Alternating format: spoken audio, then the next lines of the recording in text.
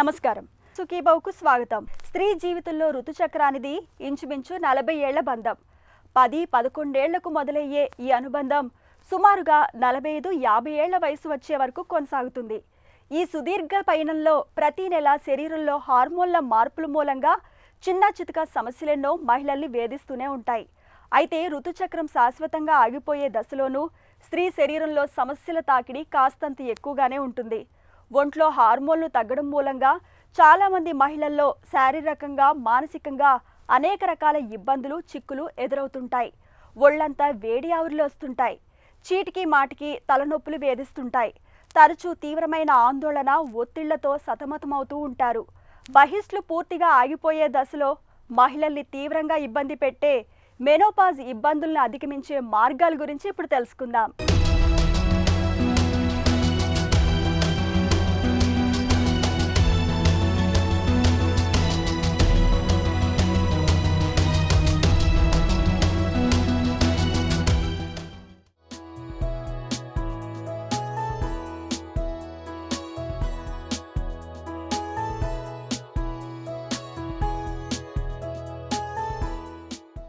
ఇంచుమించు 40 ఏళ్ల బంధం. 10-11 ఏళ్లప్పుడు ఈ అనుబంధం ప్రారంభమవుతుంది. శరీరంలో వచ్చి చేరే కొత్త మార్పులు, ఋతుక్రమాలకు కారణం ఇవే. అంతేనా, తొలి యవ్వన దశలో శరీరంలో ఏర్పడే పులకింతలు, మాతృత్వపు మధురిమలు ఇవన్నీ వాటి చలవే. అవే హార్మోన్లు. నిర్దిష్టంగా చెప్పాలంటే ఈస్ట్రోజెన్, ప్రొజెస్టెరాన్ అనే హార్మోన్లు. వయసు 40 దాటుతున్నప్పుడు ఇవి మెల్లగా తమ పనితీరు మానుకుంటాయి. క్రమేపీ ఋతుక్రమం ఆగిపోతుంటుంది. ఈ దశనే ముట్లుడిగిపోవడం అంటారు. ఆంగ్లంలో మెనోపాజ్. దీనివల్ల కొందరిలో శారీరకంగా, మానసికంగా కొన్ని ఇబ్బందులు ఎదురవుతుంటాయి. మెనోపాజ్ అనేది అంటే ఒక సంవత్సరం మొత్తం బ్లీడింగ్ అంటే కనీసం సైకిల్ అనేది రాకపోతే మెనోపాజ్ అంటారు. ఈ రోజుల్లో అంటే ఆన్ అన్ యావరేజ్ ఫీమేల్స్ని తీసుకుంటే 49.5 ఆ ఇయర్స్లో కనుక వస్తే it's an on an average normal అని చెప్పుకోవచ్చు. 52 ఇయర్స్ వరకు కూడా లిబరల్గా వెయిట్ చేస్తాం.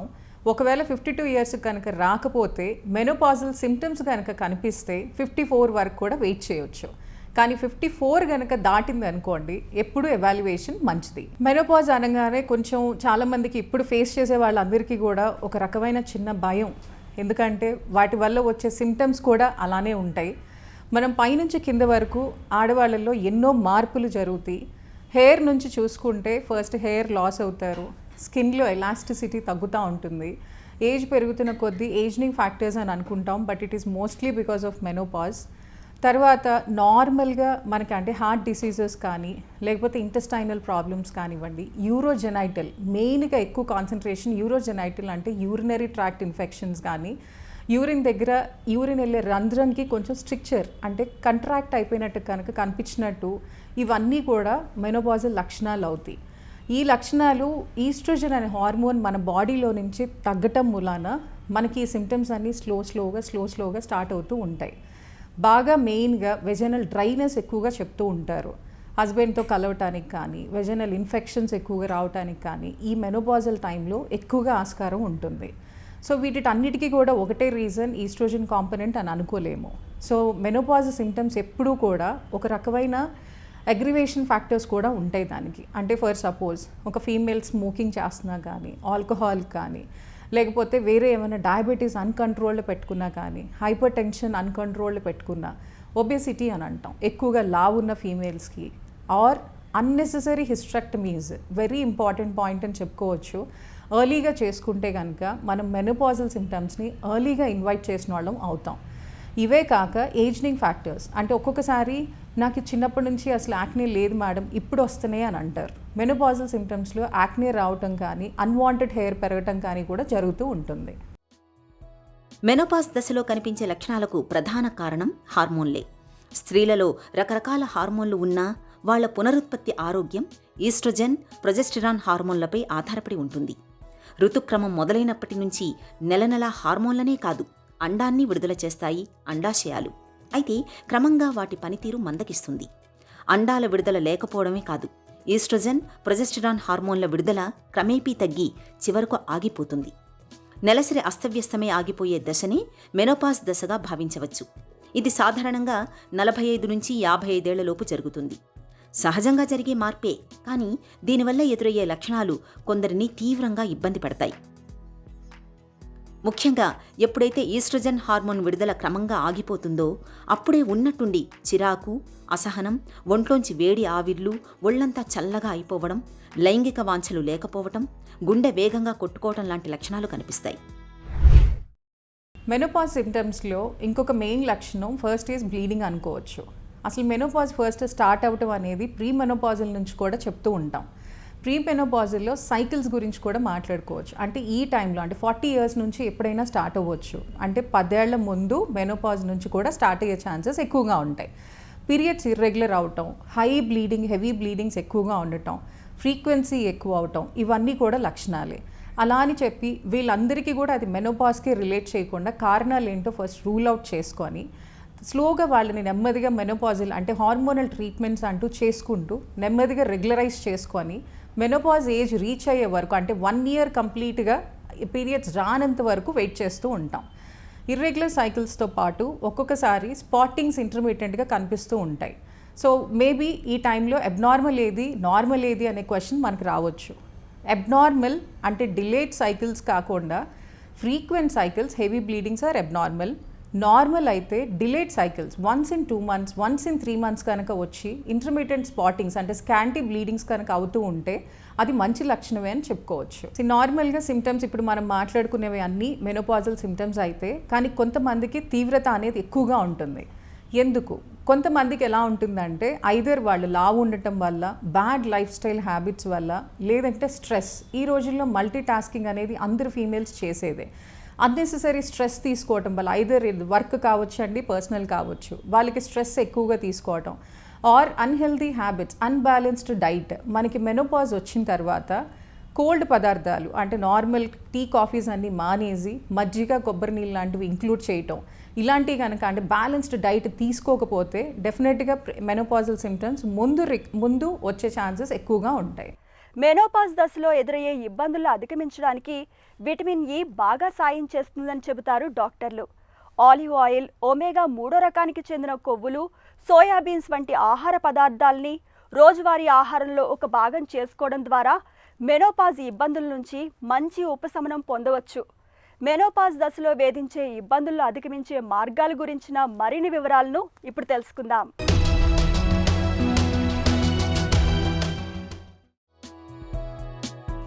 మెనోపాజ్ దశ మొదలైన కొత్తల్లో ఎముకల సాంద్రత చాలా వేగంగా తగ్గుతుంది. దాంతో వెన్ను, తుంటి, మణికట్టు ఫ్రాక్చర్లు ఎక్కువగా అయ్యే ప్రమాదం పెరుగుతుంది.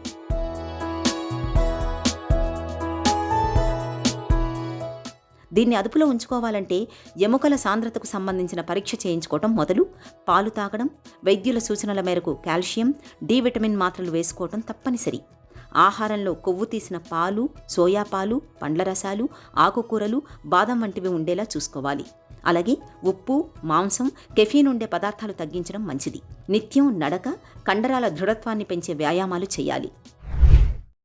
మెనోపాజ్ సిమ్టమ్స్ని ఫస్ట్ అసలు ఎలా ప్రివెంట్ చేసుకోవాలి, అసలు దాన్ని ఎలా మనం ముందే రాకుండా ప్రివెంట్ చేసుకొని ఓవర్కమ్ చేయడానికి వి షుడ్ స్టార్ట్ అంటే ముందే కొంచెం ఎర్లీగానే మనం ఈ ఎక్సర్సైజెస్ చేసుకోవటం. అంటే ప్రీ మెనోపాజల్ స్టేజ్లోనే మనం అలర్ట్ అయిపోయి రెగ్యులర్గా ఎక్సర్సైజెస్ చేసుకుంటూ ప్రాపర్ డైట్ హ్యాబిట్స్. ఇప్పుడు ఫర్ ఎగ్జాంపుల్ హాట్ ఫ్లెషెస్ అనేవి మనకి మెనోపాజ్లో ఎక్కువగా ఉంటాయి. ఇన్ కేస్ కనుక హాట్ ఫ్లెషెస్ ఉన్నప్పుడు మీరు సిల్క్ శారీ వేసుకోవటమో, సిల్క్ బట్టలు వేసుకోవటమో మంచిది కాదు.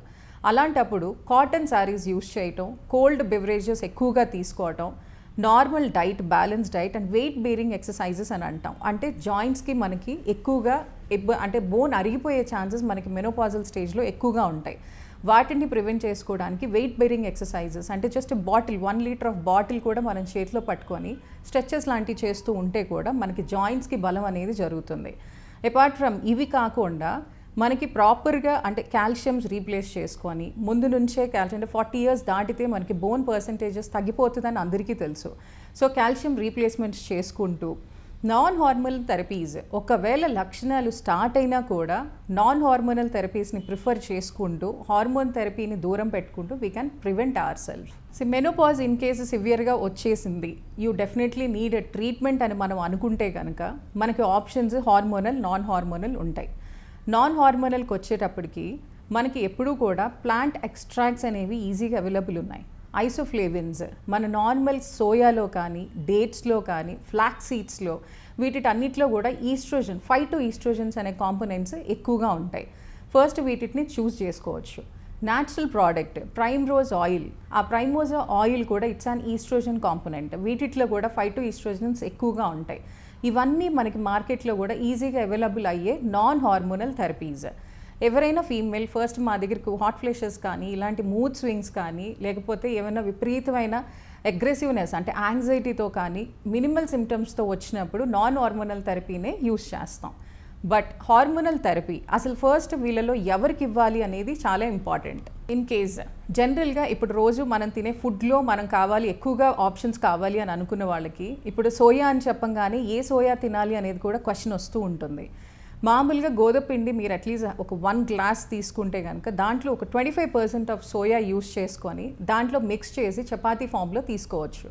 సోయా మిల్క్ ఈజీగా అవైలబుల్గా ఉంటుంది. Just ½ glass of soya and ఆ మిల్క్ తీసుకోవచ్చు. లేదంటే సోయా బీన్స్ మీల్ మేకర్స్లో కూడా అవైలబుల్గా ఉన్నాయి. సో రెగ్యులర్ కర్రీస్గా తీసుకుంటే కూడా మనకి ఈస్ట్రోజన్ కాంపోనెంట్స్ అనేవి రీప్లేస్ అవుతూ ఉంటాయి. ఇన్ కేస్ ఇవి ఏవి చేసుకోలేకపోయినా morning 1 spoon of flax seeds చేసుకోవచ్చు. లేదంటే క్యారీ సమ్ డేట్స్. మీరు షుగర్స్ కనుక డయాబెటిక్ కనుక కాకపోతే ఈవెన్ డయాబెటిక్ కూడా మీరు మార్నింగ్స్ తీసుకుంటే వాటిని షుగర్స్ కంట్రోల్ డెఫినెట్గా పెట్టుకోవచ్చు. అంటే క్యాలరీ బ్యాలెన్స్ చేసుకుంటే you can replace few foods. So ఇలాంటివన్నీ చేస్తూ నాన్ హార్మోనల్ థెరపీకి ఎక్కువగా వెళ్ళటం అనేది ఫస్ట్ ప్రిఫరెన్స్. ఈస్ట్రోజన్ విడుదల ఆగిపోయాక గుండె జబ్బుల ముప్పు పెరుగుతుంది.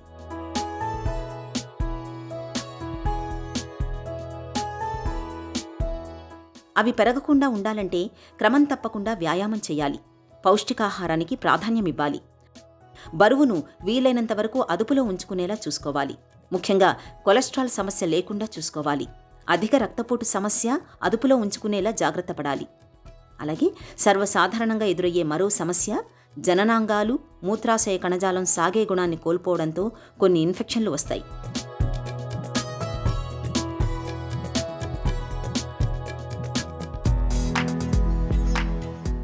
తరచూ మూత్రానికి వెళ్లాల్సి రావటం, ఆపుకోలేకపోవడం, దగ్గినా, తుమ్మినా, ఏదైనా బరువులు ఎత్తినా మూత్రం వచ్చేయటం వంటి లక్షణాలు ఉంటాయి.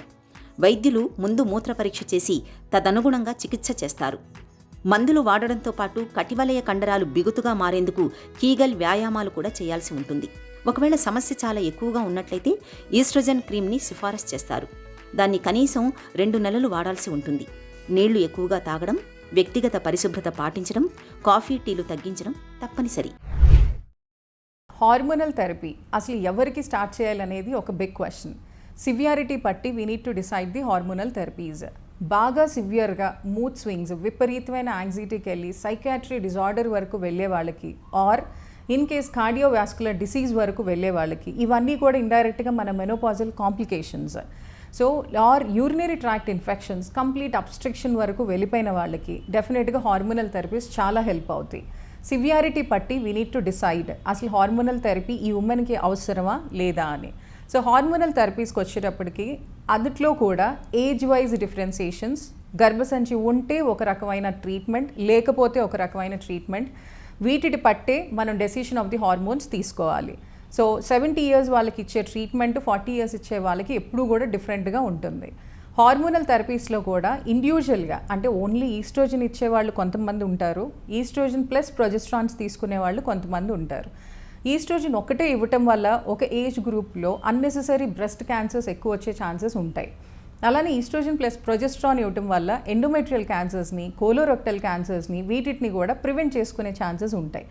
అండ్ వీటి వల్ల అంటే హార్మోనల్ థెరపీస్ వల్ల, ఆర్ మేబీ ఇవి ఎవరికి యూస్ చేయకూడదు అని మీరు అడిగితే, ఆల్రెడీ ఫ్యామిలీలో ఎవరికైనా బ్రెస్ట్ క్యాన్సర్స్ ఉన్నా కానీ, లేకపోతే కార్డియోవాస్కులర్ డిసీజెస్, క్లాటింగ్ ఫ్యాక్టర్స్ అని అంటాం, అంటే ఎంబాలిజం అని అంటాం, ఎక్కడైనా బ్రెయిన్లో క్లాట్స్ కానీ, హార్ట్లో క్లాట్స్ కానీ, ఎక్కడైనా బాడీలో క్లాట్స్ ఉన్న వాళ్ళకి యూజువలీ ఇలాంటి ఈస్ట్రోజన్ థెరపీస్ అనేవి ఇవ్వటం మంచిది కాదు.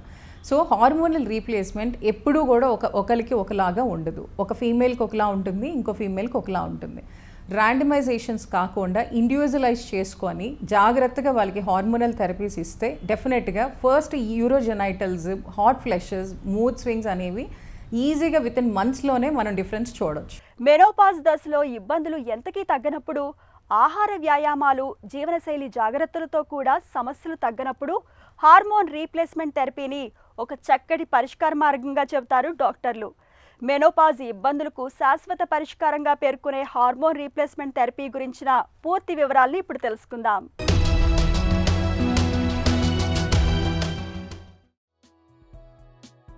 మెనోపాజ్ సమయంలో ఎదురయ్యే చలి, ఒళ్లంతా వేడిగా అనిపించడం వంటి లక్షణాలు మరీ తీవ్రంగా ఉంటే వైద్యులు ఈస్ట్రోజన్ హార్మోన్ని సూచిస్తారు. అయితే పరిస్థితిని బట్టి ఎంత మోతాదులో ఎంతకాలం వాడాలనేది నిర్ణయిస్తారు. గర్భాశయం తీసేయకుండా ఉన్నట్లయితే ఈస్ట్రోజన్తో పాటు ప్రొజెస్టరాన్ హార్మోన్లని వాడాల్సి ఉంటుంది. ఈస్ట్రోజన్ తీసుకోవటం వల్ల ఎముకల ఆరోగ్యాన్ని కాపాడుకోవచ్చు. అయితే హార్మోన్లను దీర్ఘకాలం వాడటం వల్ల ఇతర సమస్యలుంటాయని మరవకూడదు. సోయా ఉత్పత్తులు తీసుకోవటం వల్ల ఈస్ట్రోజన్ హార్మోన్ కొంతవరకు అందుతుంది. ఈ సమయంలో ఒత్తిడి, కోపం, చిరాకు లాంటివి సర్వసాధారణంగా కనిపిస్తాయి. అవి మరీ తీవ్రంగా ఉన్నట్లయితే కుంగుబాటు తగ్గించే మందులు వాడమని చెబుతారు. అవి వాడుతున్నా కూడా యోగా, ధ్యానం వంటివి చేయాలి. ఆ మాత్రల్ని చాలా తక్కువ మోతాదులో వాడటం వల్ల వేడి ఆవిళ్ల సమస్య కొంతవరకు అదుపులో ఉంటుంది. ఈస్ట్రోజన్ హార్మోన్ తీసుకుని వారికి ఇది ప్రత్యామ్నాయంగా పనిచేస్తుంది. అయితే ఏది వాడాలన్నా వైద్యుల సలహా తప్పనిసరిగా తీసుకోవాలి. మెనోపాజ్ అనగానే మనకి ఏజ్లో చేంజెస్ వచ్చేస్తాయి. అన్నిటికీ మించి మనల్ని మనం యాక్సెప్ట్ చేయటం. అంటే మనం 23 ఇయర్స్లో ఉన్నప్పుడు ఎంత అందంగా ఉంటామో, మనం 50 ఇయర్స్లో కనుక అంతే అందాన్ని కంపేర్ చేయకుండా ఆ ఏజ్లో అందాన్ని అప్రిషియేట్ చేయటం అనేది చాలా ఇంపార్టెంట్. చాలామంది ఈ విషయంలోనే 40 ఇయర్స్ దాటిన తర్వాత డిప్రెషన్లోకి గోలయ్యే ఛాన్సెస్ ఎక్కువగా ఉంటాయి. అండ్ దట్టు ఈ రోజుల్లో ఫీమేల్స్ని ఎక్కువగా చూస్తున్నాం. ఇదివరకు ఎప్పుడు యాక్నే లేని వాళ్ళకి యాక్నీస్, పిగ్మెంటేషన్ స్టార్ట్ అవుతాయి, అన్వాంటెడ్ హెయిర్ స్టార్ట్ అవుతాయి. సో ఇవన్నీ కూడా దృష్టిలోకి తీసుకొని ఫస్ట్ అసలు మనల్ని మనం యాక్సెప్ట్ చేయటం అనేది చాలా ఇంపార్టెంట్. యాక్సెప్టెన్సీతో పాటు మీకు కావాల్సింది, మీకు సేఫ్ ఏదైతే ఉందో కాస్మెటిక్ ట్రీట్మెంట్స్ తీసుకోవడంలో కూడా తప్పు లేదు. ఇంక్రీజ్ యువర్ కాన్ఫిడెన్స్ అనే చెప్తాం. ఏ డాక్టర్స్ అయినా సరే వెన్ సంబడి ఎవరికైనా ఇబ్బందిగా అనిపించినప్పుడు మీకు సేఫ్గా ఉన్న ప్రొసీజర్స్ చూసుకొని చేసుకోవచ్చు. డిసిప్లైన్ అనేది, అంటే మన బాడీలో డిసిప్లైన్ కనుక ఫీమేల్స్ కనుక 40 ఇయర్స్ నుంచి మెయింటైన్ చేయగలిగితే మన మెనోపాజల్ సిమ్టమ్స్ని ఈజీగా క్యారీ ఆన్ చేయొచ్చు. మోస్ట్ ఇంపార్టెంట్ పాయింట్, కొంతమందికి ఇది 1 ఇయర్ నుంచి 10 ఇయర్స్ వరకు మాడిఫై అవుతూ ఉంటుంది. ఎవరైతే డిసిప్లైన్డ్గా ఉంటారో 1 to 2 ఇయర్స్లో ఈ మెనోపాజల్ సిమ్టమ్స్ని ఈజీగా దాటగలరు. ఇండిసిప్లైన్డ్గా అంటే సెడెంటరీ లైఫ్ మెయింటైన్ చేసిన, లైఫ్ స్టైల్ హ్యాబిట్స్ని అవాయిడ్ చేయకపోయినా దే మే హ్యావ్, అంటే ఆ డ్యూరేషన్ ఆఫ్ మెనోపాజ్ ఎక్కువగా ఉంటుంది. సో ఎటు చేసినా యూజువలీ సిమ్టమ్స్ 50 to 60% ప్రతి ఆడవాళ్ళ చేతిలోనే ఉంటుంది. ఇన్ కేస్ కనుక 40% మనం అనుకున్నట్టు సివియర్ సిమ్టమ్స్ ఉంటే doctors are definitely there for you. వాళ్ళు చక్కగా హెల్ప్ చేస్తారు. So first thing is accept our self as the age increases అని చెప్తూ ఉంటాను పేషెంట్స్కి. మనం పెరుగుతున్న కొద్దీ మన లక్షణాల్ని, మన బాడీలో చేంజెస్ని హ్యాపీగా యాక్సెప్ట్ చేయాలి.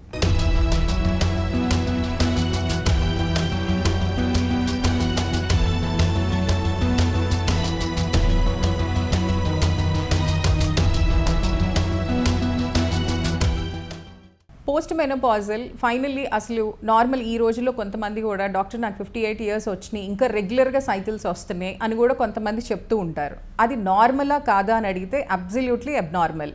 మనకి on an average 52 years menopause వచ్చేయాలి. అంటే ఏ రోజుల్లో ఏ ఏజ్లో రావాల్సింది ఆ ఏజ్లో జరగాల్సిందే. సో 52 ఇయర్స్ కనుక దాటి రెగ్యులర్ సైకిల్స్ వస్తూ ఉంటే ఖచ్చితంగా ఎవాల్యుయేషన్ అవసరం.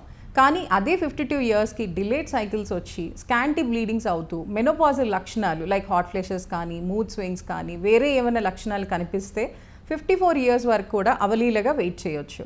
బట్ 60 ఇయర్స్ వరకు బ్లీడింగ్ అవ్వటం, లేదంటే 60 దాటిన తర్వాత స్పాటింగ్స్ అవ్వటం ఎప్పుడు కూడా మనకి alarming sign. You have to reach the doctor. So patient వచ్చిన తర్వాత బ్లీడింగ్తో ఎవాల్యుయేషన్ అయిపోయిన తర్వాత ఇన్ కేస్ సర్విక్స్ నుంచి కనుక మనకి డౌట్ఫుల్గా ఏమన్నా అనిపించింది, ప్యాప్స్మియర్లో కనుక ఫస్ట్ సర్వైకల్ క్యాన్సర్స్ గురించి ఆలోచిస్తే ప్యాప్స్మియర్స్లో కనుక ఏమైనా డౌట్ఫుల్గా అనిపిస్తే ప్యాప్స్మియర్స్ ఆ సర్విక్స్ నుంచి ఆ రిపోర్ట్ పట్టి బయాప్సీ చేసే ఛాన్సెస్ ఉంటాయి.